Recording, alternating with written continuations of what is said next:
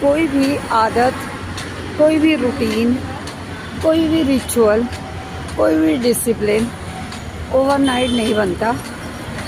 जब हम कोई भी काम शुरू करते हैं तो पहले वो कॉन्शियस माइंड की हैबिट होती है कि जैसे कॉन्शियसली हम उसको करते हैं और हमें बहुत ज़्यादा एफ़र्ट्स देने पड़ते हैं। जैसे कि जब मैंने 2020-21 में अपनी स्पीकिंग की जर्नी शुरू की थी तो मैं बहुत ज़्यादा टाइम देती थी।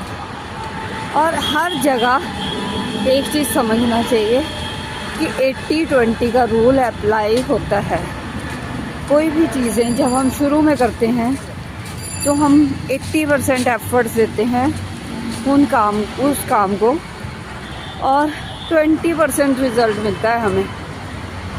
परंतु अगर हम कोई भी काम बार बार करते रहें और उस काम में अपना 100% दे, दिल से करें, ऐसा नहीं है कि ऊपर ऊपर से करें, फिर तो हम लॉन्ग टर्म नहीं कर सकते कोई भी काम।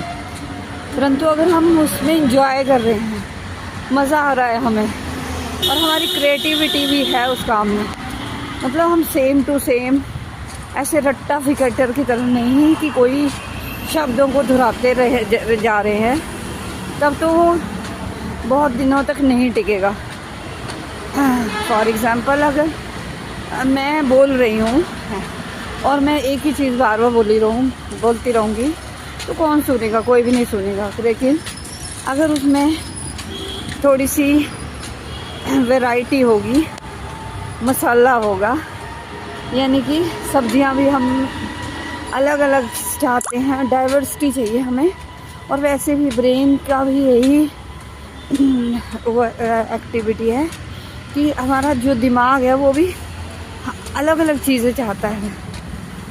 जैसे वैरायटी खाने में, फ्रूट्स हमें अलग अलग तरह के खाने चाहिए, उसी तरह से स्पीकिंग में भी अगर हम कुछ अलग करें तो हमारे को भी मज़ा आता है। तो परंतु जब हम शुरू करते हैं तो हम 80% एफर्ट देके 20% रिज़ल्ट पाते हैं, परंतु जब हम रेपिटेडली करते हैं तो हम 20% एफर्ट में 80% रिज़ल्ट पाते हैं।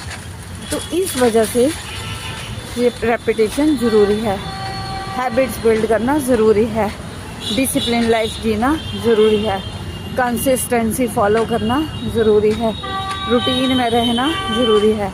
मैं तो रह रही हूँ और मुझे मज़ा भी आ रहा है और मैं ये शेयर कर रही हूँ कि आप भी